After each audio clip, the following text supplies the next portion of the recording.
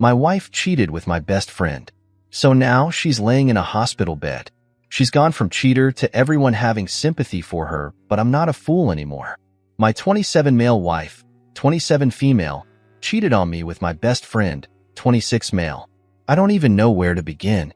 I can't describe how I'm feeling right now or how to process any of this.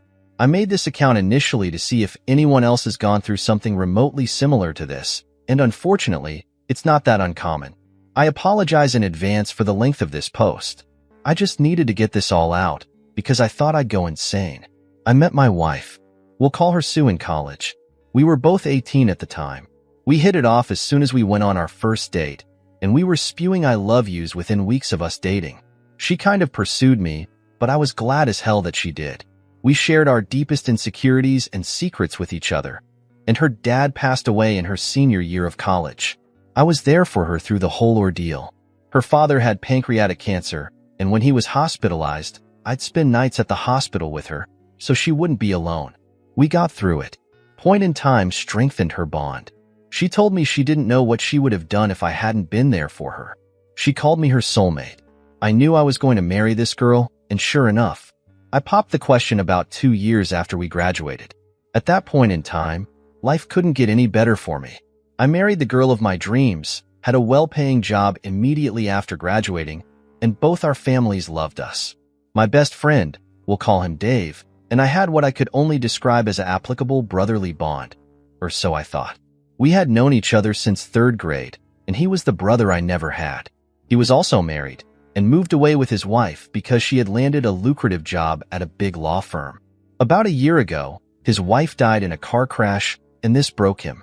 He moved back to our hometown after, but he was never the same. I tried to be there for him, but he wouldn't engage with anyone. No one understood the pain he was going through.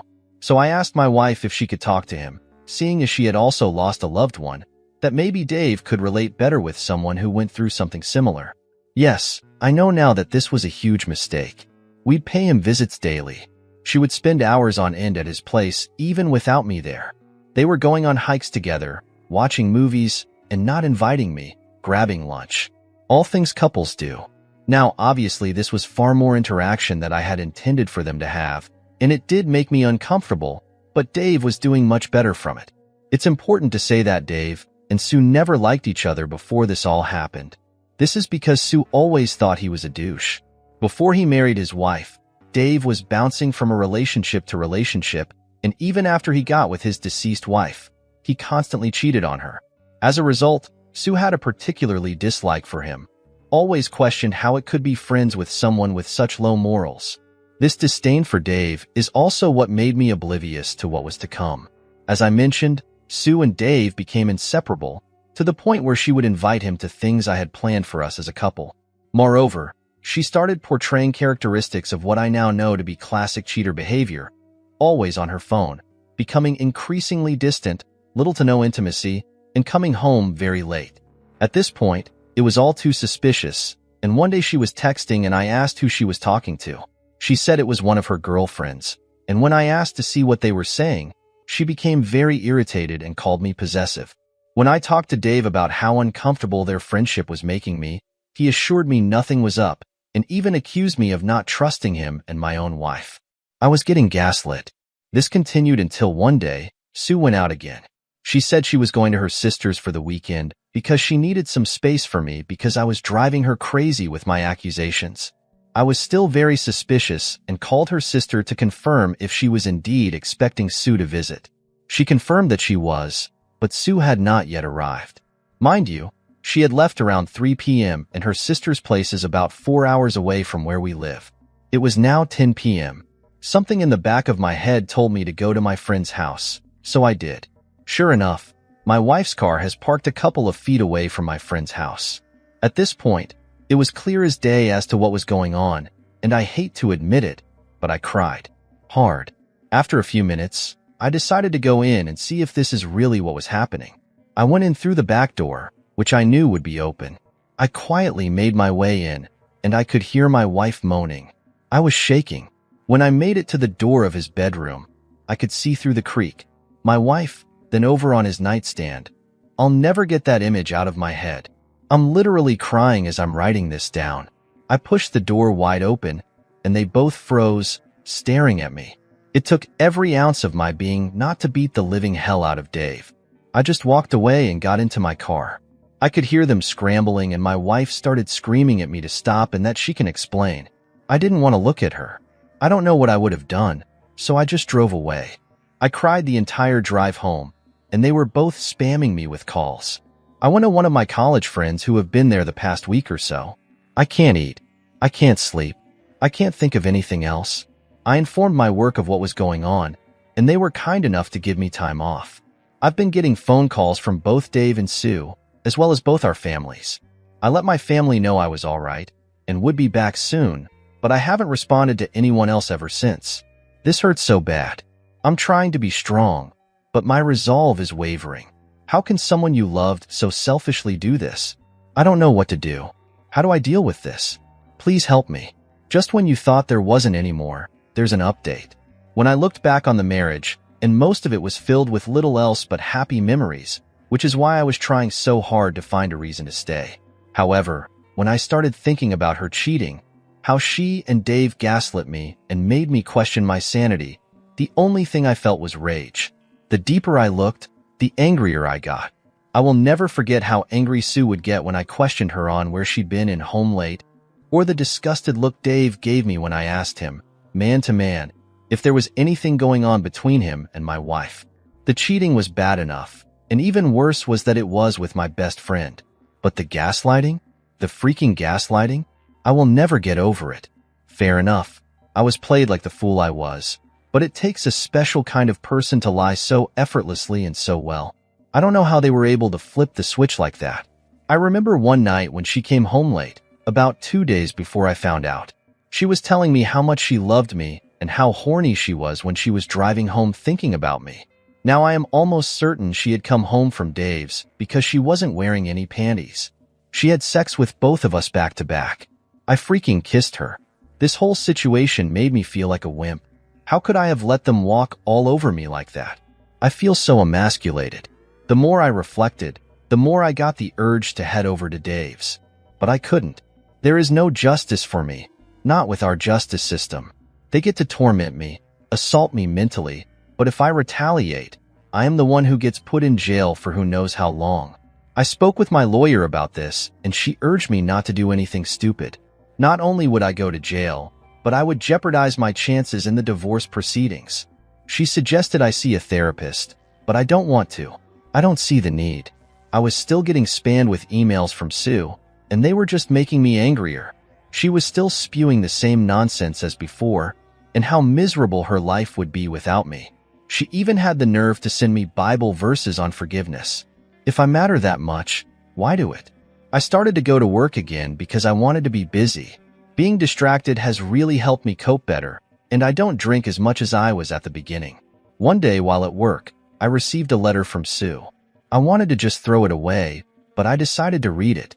In it, she talked about her individual counseling and how it helped her discover some underlying issues she was having with herself. The biggest of all being her low self-esteem. She explained that the discrepancy in our attractiveness made her feel very self-aware and that deep down, she wanted to feel desired by someone other than me. According to her, her sister has always been much prettier than her, and this contributed to her low self-esteem. She said that even though she knew I was attracted to her and that I made her feel beautiful, she sought that validation from someone else. She apologized again and said it wasn't an excuse, but that she was simply looking for a way to make sure it never happens again. Should I decide to give her another chance? She then proceeded to ask if we could try marriage counseling to work things out. I still didn't respond to anything she or her family sent me at this point, so I just ignored it. Anyway, I started the divorce proceedings, and the first order of business was splitting our finances, and unfortunately, I couldn't untangle myself from her without her consent. We each have separate accounts, as well as a joint savings account, and unfortunately, I can't take what I'm entitled to from it without her. Even though I make significantly more than she does and have contributed the most of the money in that account, I'll probably have to split it with her 50-50, so I just proceeded with filing the divorce papers. She was served a few weeks ago, and then the crap show started. The very day she was served, She showed up in my apartment with the divorce petition in her hands. I don't know how she found out where I was. We just stared at each other for what felt like forever, and all the pain from that night came back. All the emotions I felt returned with renewed vigor. I almost teared up again, but I didn't. She looked like she had been crying, and she rushed towards me and tried to give me a hug. I gently pushed her away, and then somehow made her hysterical. She started shouting, asking why I was giving up on us so easily, and if we could just talk it out. At this point, I figured I just wanted to get away from her. Looking at her gave me a wave of different emotions, so I wanted to get away before I did or said anything I would regret. I tried going back to my car, and she threw herself on the top of the hood. I asked her what she wanted. She said she just wanted to talk things through, that we couldn't end our marriage in such a manner without at least clearing the air. I relented, because she was clearly not taking no for an answer and was making a scene. We got into my apartment, and I just sat down and listened to what she had to say. Again, she said she would do anything to save our marriage, that she doesn't love Dave, that she's sorry. She said she did some research on how we can move forward and suggest that a trial separation. In this separation, she said I could date whoever I wanted, that I should hold off on the divorce, and at the very least give her the chance to mend our friendship and then our relationship as husband and wife. She suggested a lot of other crazy stuff like a one-sided open marriage in my favor, tried showing me stories of other couples who have survived infidelity, and even suggested that we should just move to a different state, or even a different country, just the two of us. That part kind of hurt me, because we had spoken about moving and starting our family not too long before all this crap happened. When she was done, we just sat there in silence, again just staring at each other, and then I asked her why. Why him? Why cheat on me with him, and then come back, only after I caught her? She started sobbing really hard when I asked all these questions. She said she felt really guilty even during the acts, but that she didn't know how to stop, that she was so deep in the affair that she didn't think of the consequences and what she was going to lose. She said that the counseling made her realize that she probably would have cheated on me at some point, if not with Dave, then with someone else. This was supposedly because of the same underlying issues that she was unaware of. I asked her if she loved Dave, and she promised me she didn't love him, but they hadn't spoken since I left, and that she doesn't even know where he is now, that she loved only me, and would do anything to make up for what she has done to us. I asked her if she had ever cheated on me before all of this, and she swore on her dead father that this was the first and last time. I asked her who else knew about her and Dave. She hesitated and said only her sister, but that she only knew about it a few days before I found out. She implored her to end it and come clean to me. You guys who suggested that the sister knew were spot on. I also asked her why she was begging, why she didn't just leave to be with Dave. I asked her if she was only doing this because she felt like it was the right thing to do, and not because she actually wanted to be with me. She answered saying that she was doing it because she loves me, and because she knows she made some horrible choices. We talked for a long time. A lot of crying on her end, but not for me. I had cried enough when I first found out, and didn't have any more tears to shed over this. Then I asked her if there was anything else she wanted to tell me, if there was anything else she was keeping a secret.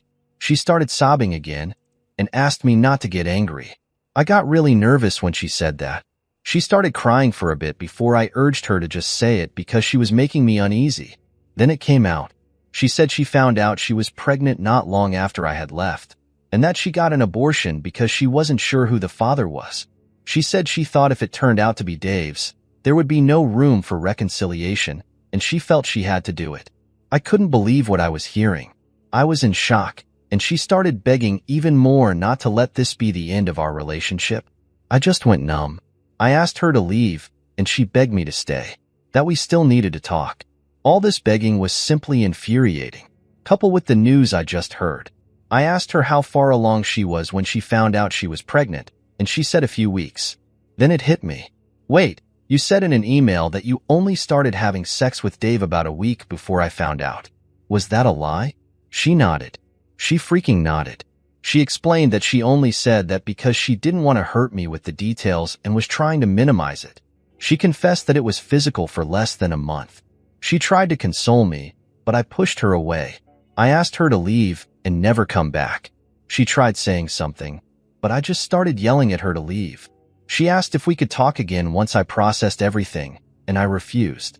Told her I had found a job in another state, and I would be moving as soon as the divorce was underway. In our state, there was a 2-month cool-off period after you file. I had already planned on doing this and was just finalizing everything before I resigned from my current job. I had already given my boss a notice at that point. When she heard this, it was more of the same crying and pleading like before. I told her to leave, or I would call the police. She reluctantly left, and I just lay on the floor wondering where I went wrong. How did my marriage get to this point in such a short period of time? I just couldn't understand it.